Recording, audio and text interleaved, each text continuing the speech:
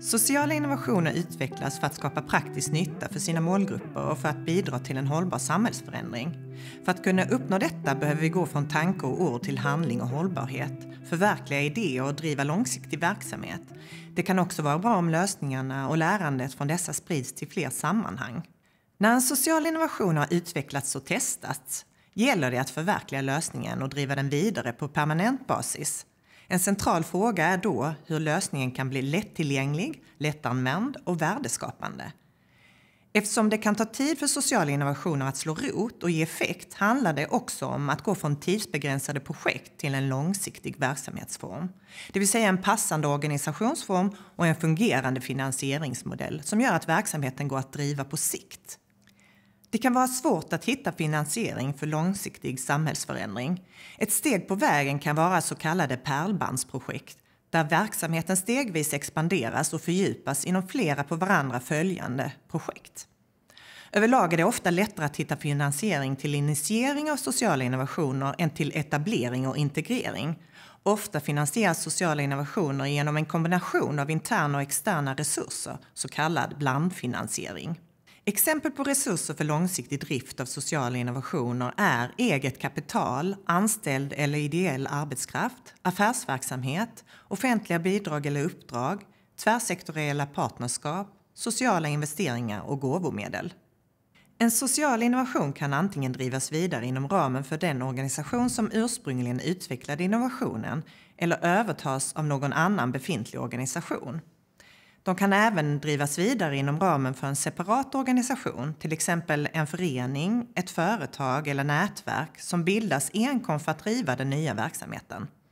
Det finns även exempel på hybridorganisering där verksamhetsformer och affärsmodeller från olika samhällssektorer integreras, som exempelvis i sociala företag. Det gäller att utveckla organiseringen tillsammans med berörda människor och samhällsaktörer samt säkerställa stöd och utrymme för sådant samskapande i form av tid, resurser och kompetens. För att skapa bredare nytta av en social innovation kan den behöva spridas till fler platser, verksamhetsområden och målgrupper. Samtidigt kan även småskaliga lösningar vara tillräckligt betydelsefulla för de människor och lokalsamhällen som berörs utan att de behöver spridas. Med det sagt kan spridning och skalning av innovationer se ut på olika sätt. En social innovation kan till exempel skalas ut och spridas till fler platser och sammanhang i syfte att nå och påverka ett större antal människor. Skalas upp i betydelsen att påverka lagar och policies genom att förändra samhällets institutionella regelverk och politiska styrning.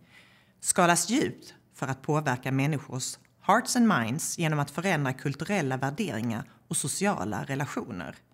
Ett exempel på en långsiktig driftsform för sociala innovationer är så kallade socialt företagande. Redan vid förra sekelskiftet bildades till exempel kooperativ som Coop, Arla och Folksam som ägs och drivs gemensamt av de människor som har sociala eller ekonomiska intressen i verksamheten.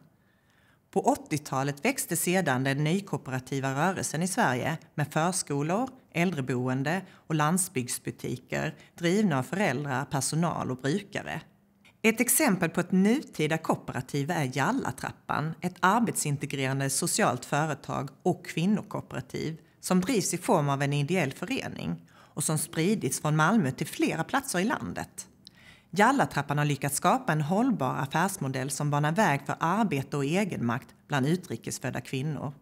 Det skapar flera värden i alla led, både till individer, familjer, sin specifika stadsdel, staden och samhället i stort. Vill du veta mer om de andra delarna i processen för social innovation? Gå in på socialinnovation.se.